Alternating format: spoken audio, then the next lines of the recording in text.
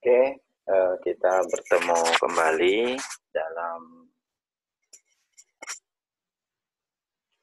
bagian pertemuan mata kuliah pajak pertambahan nilai terkait dengan saat dan tempat berutang serta dasar pengenaan pajak. Oke, kita mulai teman-teman ya.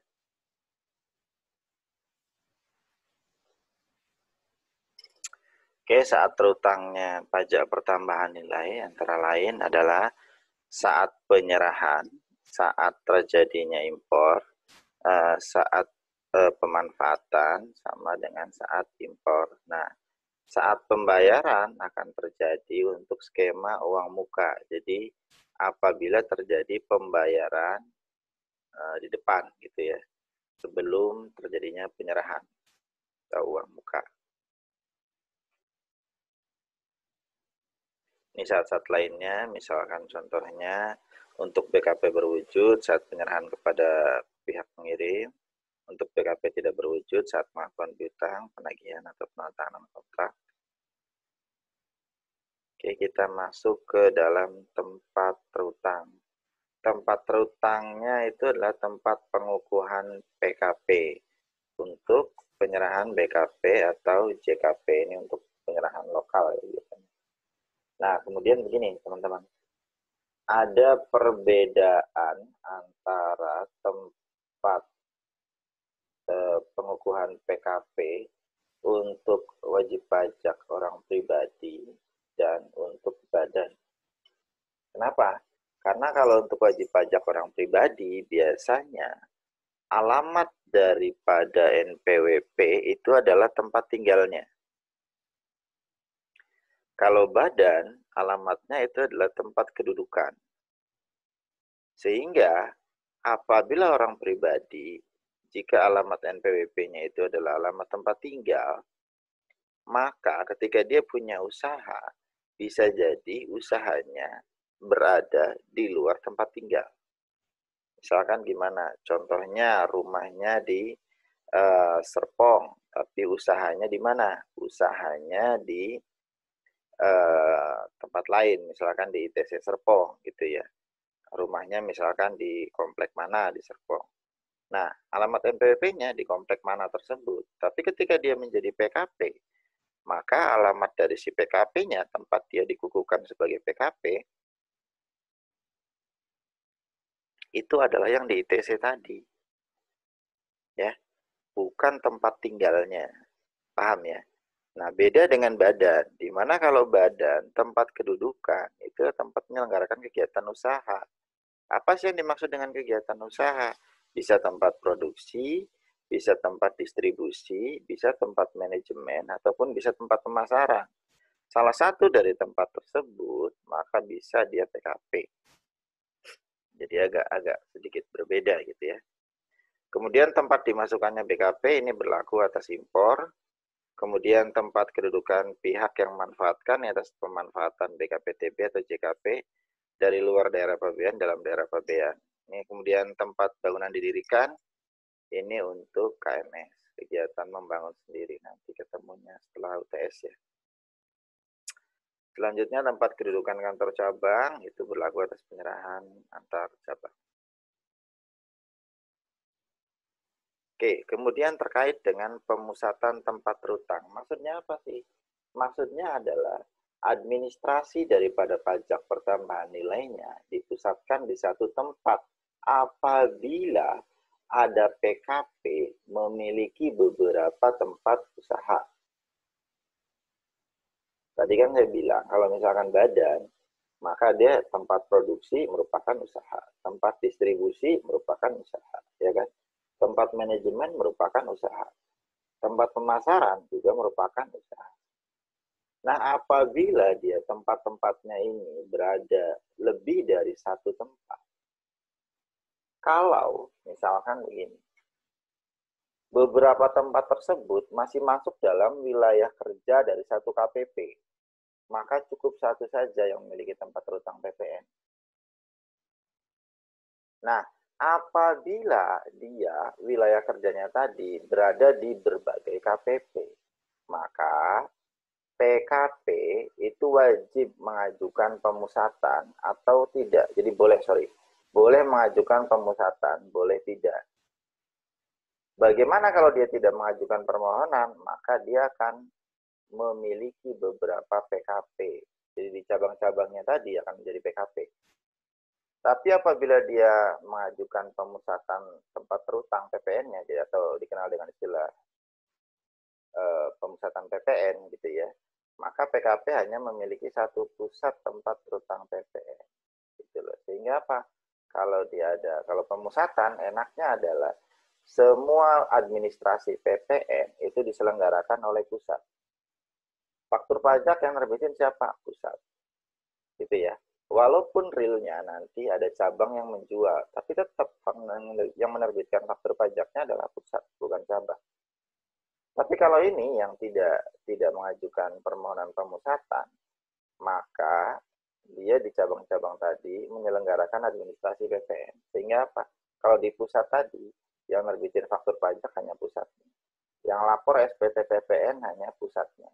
Yang store PPN hanya pusatnya. Kalau ini yang tidak mengajukan permohonan, maka setiap cabang tadi juga lapor SPT PPN, juga menerbitkan faktur pajak. Di situ berbeda. Nah, kemudian ada beberapa tempat yang haram hukumnya untuk dijadikan pemusatan tempat terutang. Kenapa? Ya, apa ya?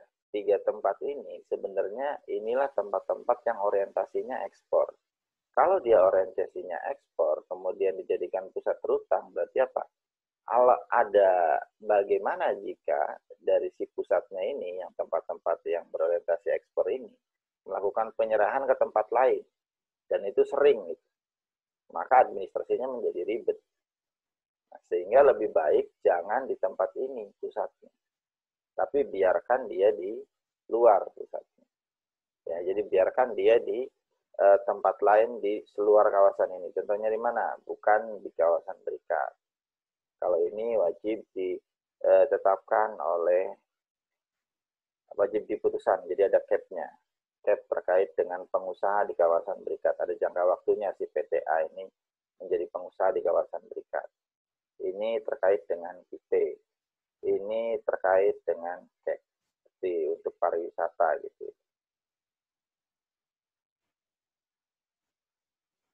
Nah, selanjutnya kita masuk ke dalam dasar pengenaan pajak, DPP atau tax base-nya sama tarif PPN gitu ya. Kita masuk satu-satu. Jadi PPN itu sama dengan 10% kan. Jadi kita bilang kemarin kan waktu pertemuan pertama PPN itu single rate.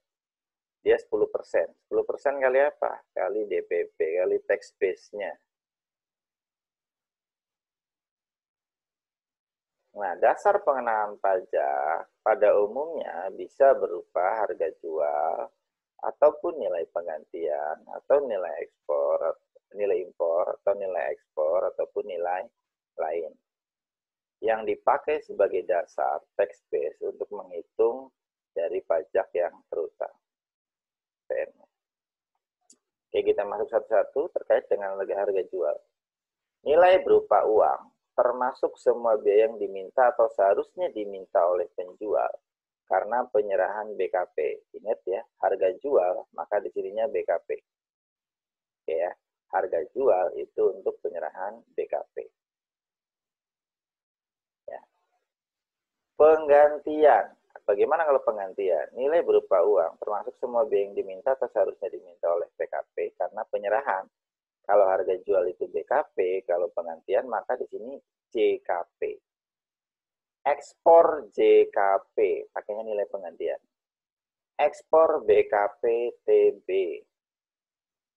Tetapi tidak termasuk PPN yang dipungut. Oke, bla bla bla bla bla dari dalam apa? Dari luar daerah PPN dalam daerah PPN. Oke, kita lanjut ke. Nah, jadi definisi dari harga jual sama penggantian ini berarti penjumlahan dari nilai berupa uang, gitu ya. Tambahkan semua biaya yang terkait, dikurangi potongan dalam faktur pajak. Jadi potongan harga atau diskon ya di sini. Itulah harga jual sama penggantian. Dalam harga jual tidak pernah termasuk PPN dan PPNBM, dalam pengantian tidak pernah termasuk PPN. Jadi kita ambil contoh. Misalkan PT Adem Jos merupakan PKP, mendapatkan kontrak pemeliharaan AC di hotel PT Pasti Saya Betah Banget atau PSBB. Adapun rincian kontraknya adalah setiap pengerjaan lebih dari 100 unit mendapatkan diskon 2%, hanya atas jasa pemeliharaan. Jasa servis per unit adalah 50.000. Adapun rincian pengerjaan yang dilakukan adalah sebagai berikut.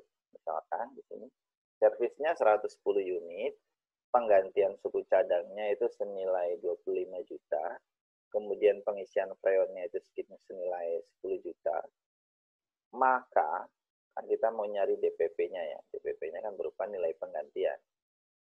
Gitu ya.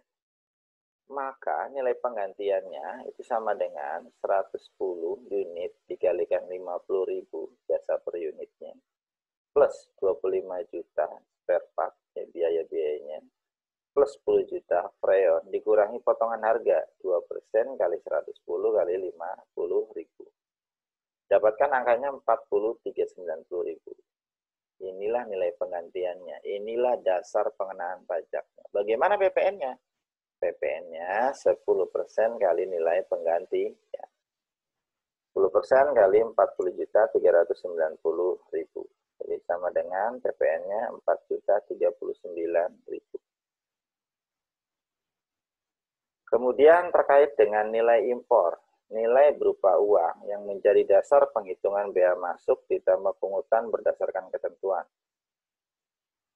Oke, jadi nilai impor itu bisa diterjemahkan ke dalam nilai berupa uangnya itu berarti antara lain cost insurance sama freight. Insurance kenapa masuk? Padahal dia di sini non JKP. Kita tidak melihat bahwasanya dia insurance-nya. Kita melihatnya adalah si cost insurance freight ini adalah barang yang akan masuk ke dalam Indonesia. Jadi nggak peduli komponen pengeluaran di dalamnya. Ya. Jadi dikapitalisasilah ini, si barangnya ini, ke dalam satu nilai. Itulah yang disebut dengan nantinya nilai impor. Tambah bea masuk, ini lihat ketentuan dari bea cukai, plus bea masuk tambahan. Ya. Termasuk juga dalamnya kalau ada cukai gitu ya, masih masuk juga.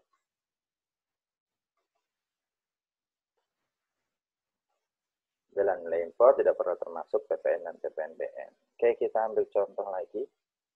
Contohnya di sini Cimoy non PKP mengimpor tas mewah dari Cina. Jadi impor Cimoy belinya tas mewah tapi dari Cina. Harga beli tas di Cina adalah $1.000, 1.000 USD yang sudah dibayar pada tanggal 1 April dengan kurs transaksinya 16.000 per USD.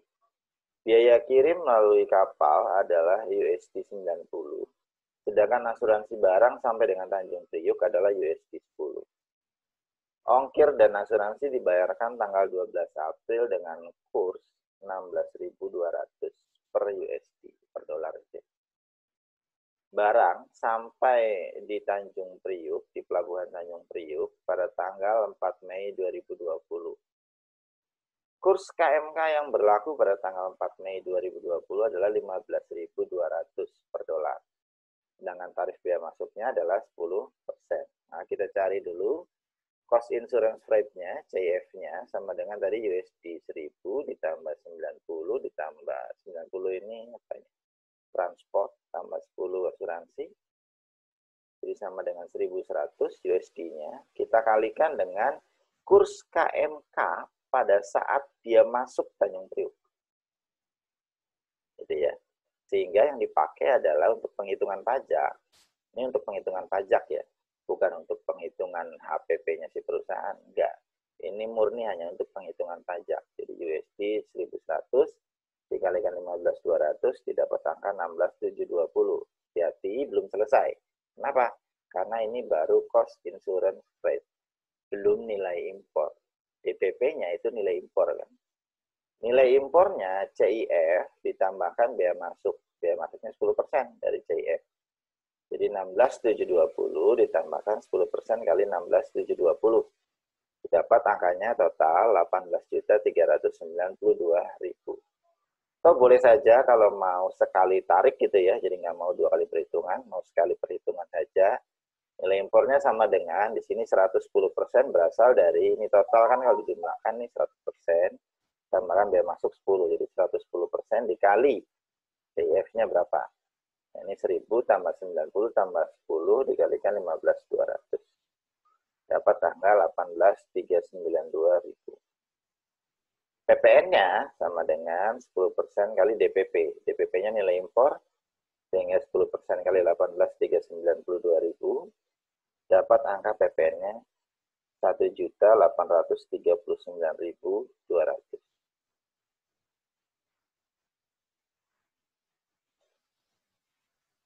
Oh ya, maaf ini ya. Di sini Cimoy non PKP tetap dia bayar PPN. Kenapa? Karena apabila impor, maka PPN dikenakan terhadap siapapun, ya kan? Kenapa di ketentuannya pas pertemuan kemarin impor BKP nggak ada ketentuan dari situ oleh pengusaha, oleh PKP nggak ada. Sehingga itu maksudnya adalah pada siapapun. Meskipun si Cimoy ini belum ber-NPWP, jadi sudah non PKP, belum ber-NPWP, bisa kena nggak kena?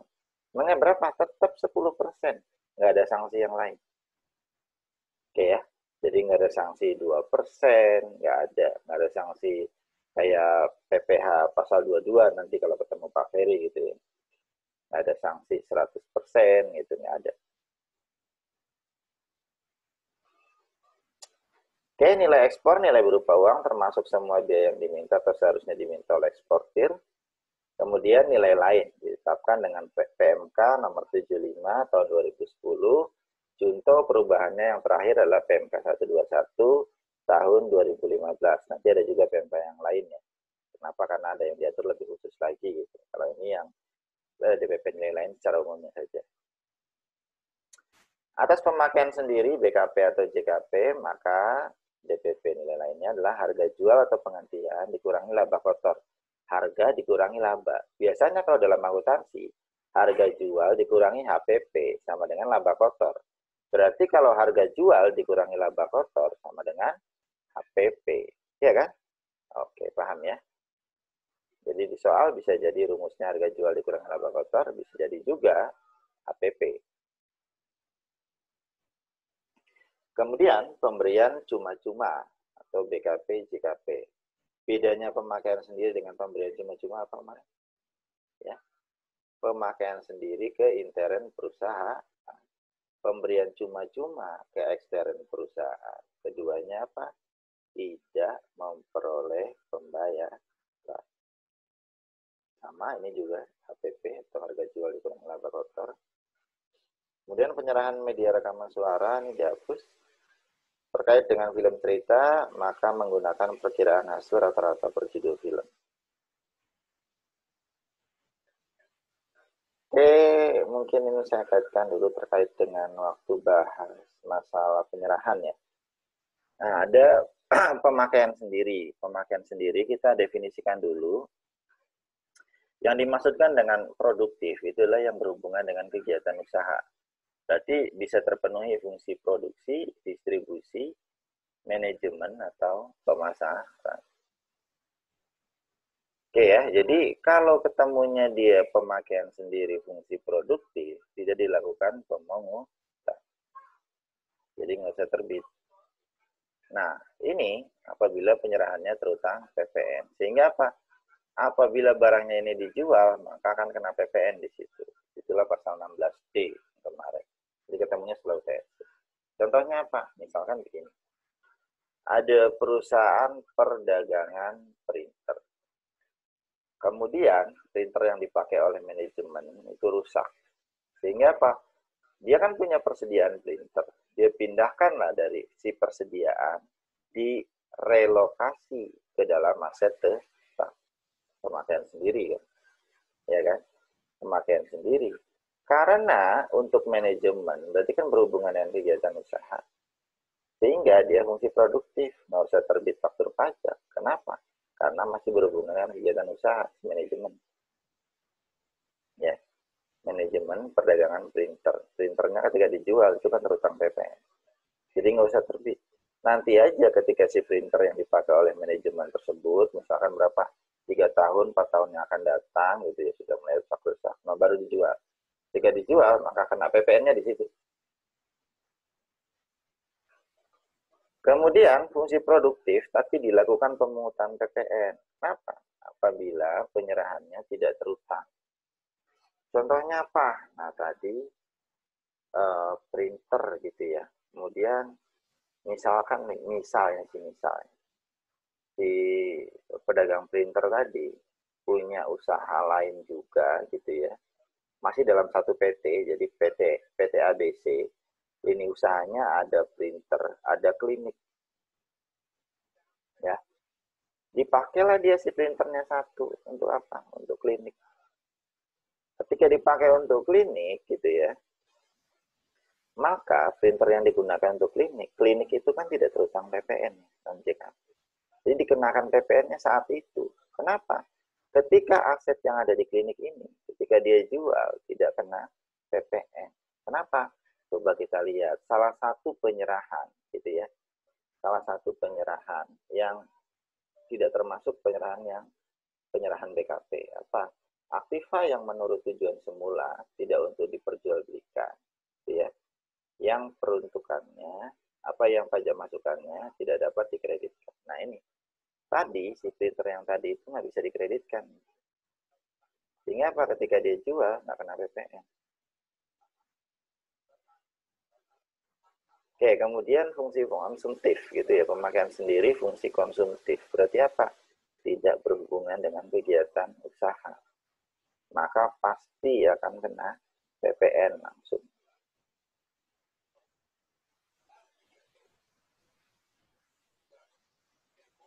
Ini contohnya.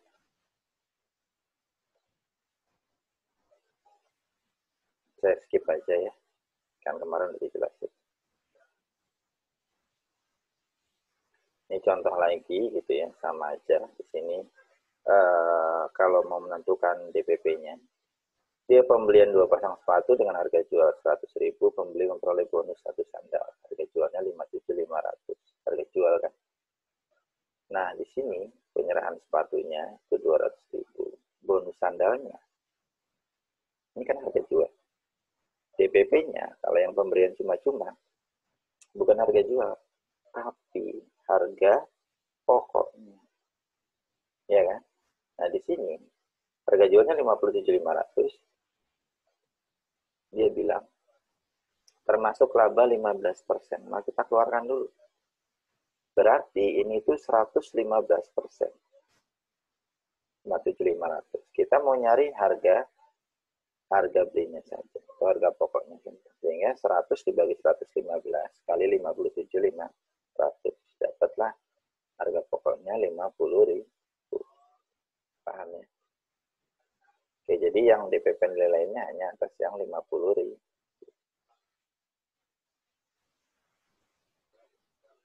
Oke, kemudian terkait dengan film cerita, yang tadi kan dibilangin film cerita menggunakan DPP nilai lain berupa perkiraan rata-rata hasil per judul film. Itu dasar hukumnya adalah PMK 73.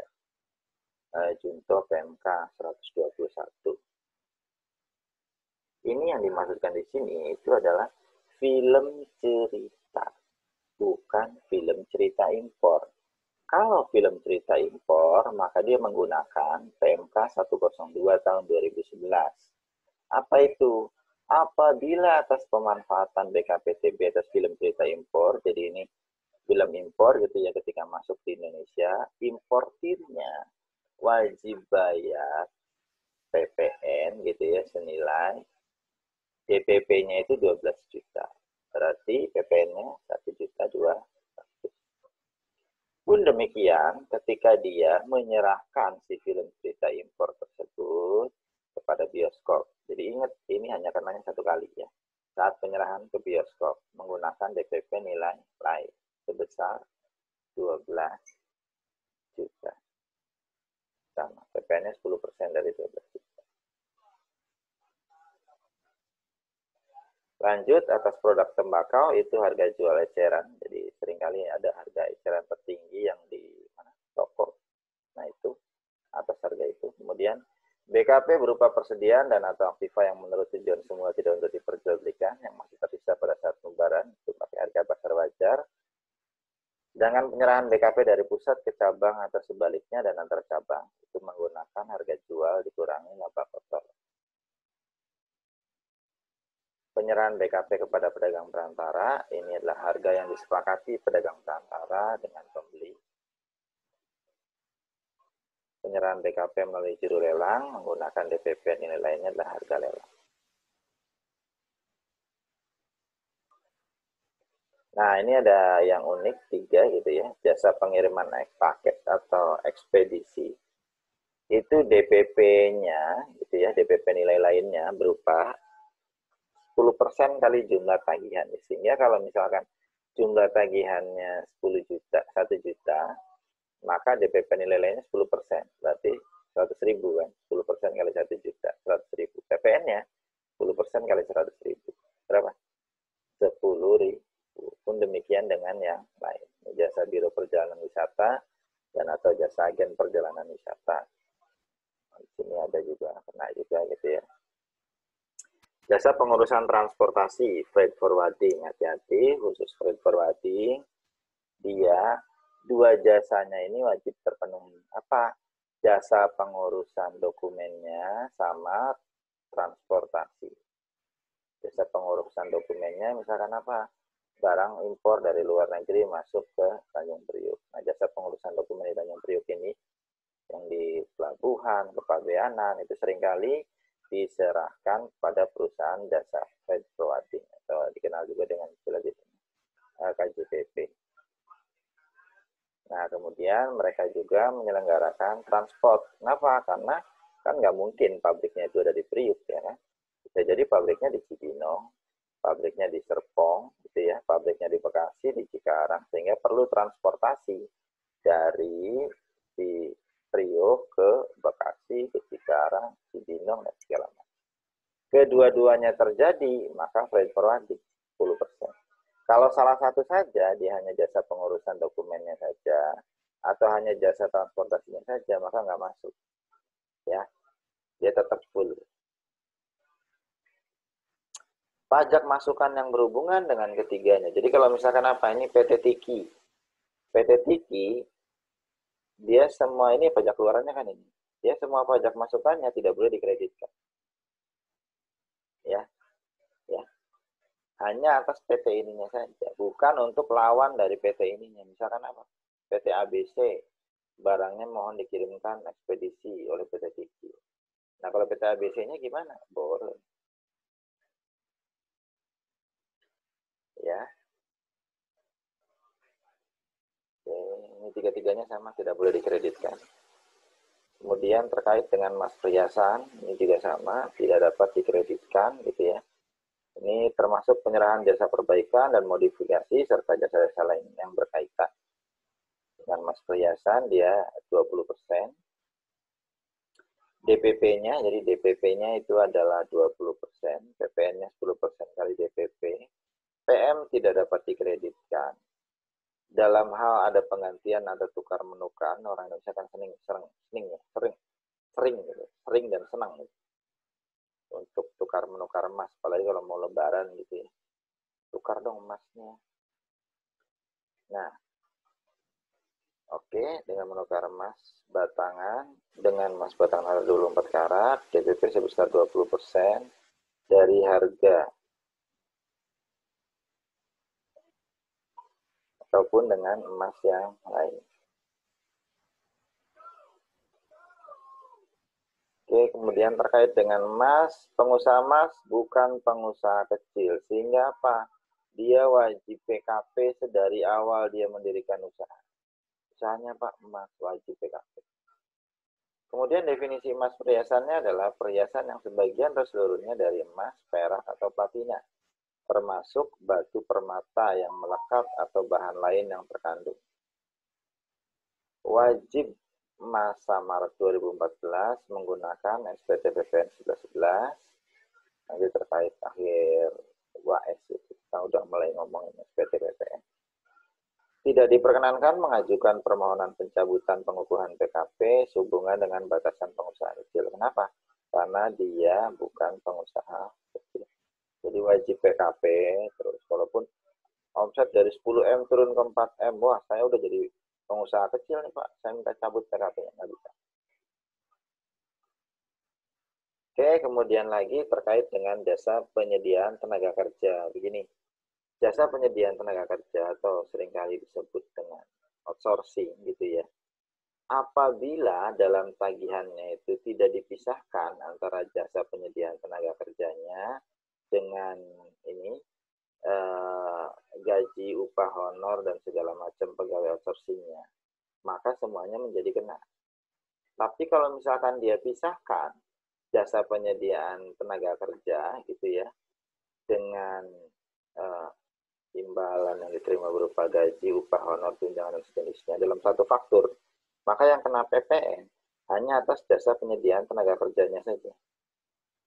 Atas gaji, upah, honor, tunjangan dari pegawai outsourcingnya tidak termasuk. Jadi DPP-nya kenapa nilai lain? Karena hanya atas ininya saja. Ininya nggak masuk, walaupun di dalam fakturnya tertera. Kenapa? Karena ininya kan non JKP, ya, jasa tenaga kerja. DPP nilai lain, jasa penyiaran yang tidak bersifat iklan. Kemarin udah pernah disinggung juga ya. Bahwasanya apa? Lembaga penyiaran itu kan penyiaran yang tidak bersifat iklan. Dia non JKP apabila penggunanya adalah pemerintah, bukan SPDN, PPH. Jadi ada 4 syarat itu. Perusahaan pengiklan atau production house-nya itu kan dia menagihkan nih. Kalau jasa periklanan terkait penyiaran tidak bersifat iklan, JKP, maka dia menjadi JKP full. Walaupun dia nagihnya ke pemerintah, ya, dia menjadi JKP full. Nah, apabila dia perusahaan pengiklanan, dia kan sudah bayar nih ke lembaga penyiaran. Kemudian ketika nagih ke pemerintah dirinci dipisah antara jasa bidang periklanan dengan jasa penyiaran, jadi jasa pembuatan iklannya gitu ya, dipisahkan dengan jasa penyiarannya. Maka DPP nilai lainnya hanya PPN hanya atas yang jasa periklanannya saja, hanya yang di bidang iklannya saja. Jasa penyiarannya nggak masuk. Itulah kenapa yang ini dinamakan DPP nilai lain. Kalau yang ininya tidak. Kemudian terakhir DPP nilai lain itu untuk penyerahan pupuk tertentu untuk sektor pertanian. Ini PMK 62 tahun 2015.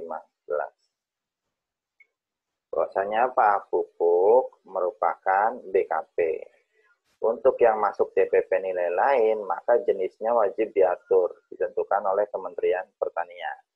Sehingga nanti harga pupuk itu kan ada harga yang subsidi, ada yang harga yang dijual masyarakat, yang di luar lebihan, selebihnya dari subsidi. Misalkan apa?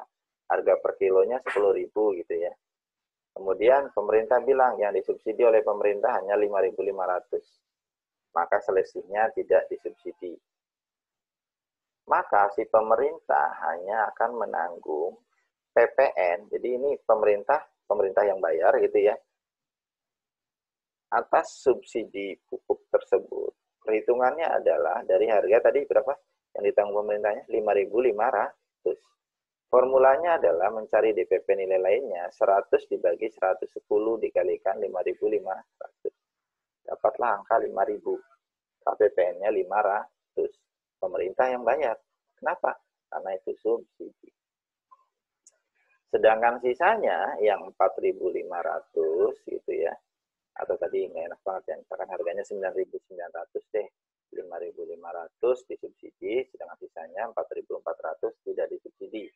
Nah, atas bagian yang tidak disubsidi inilah konsumen yang menanggung. Sehingga konsumen yang akan membayarkan. Berupa apa? 100 dibagi 110 dikalikan sisanya 4.400.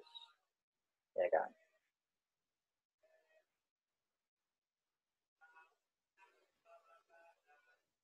Ini terkait dengan DPP barang mewah gitu ya, bahwasanya kenapa barang mewah hanya dikenakan 1 kali saja. Ini harusnya dikenakan apa? Kalian belajar PPNBM-nya dulu ini. Mungkin yang ini saya skip saja dulu. Yang barang mewah saya skip saja, karena nanti kalian harus belajar teorinya dulu.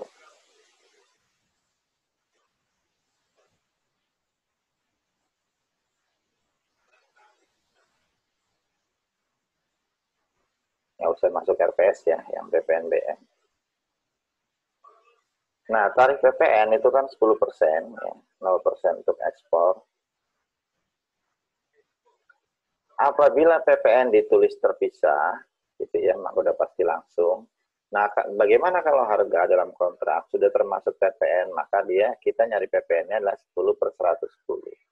DPP-nya 100 per 110 kali harga atau pembayaran.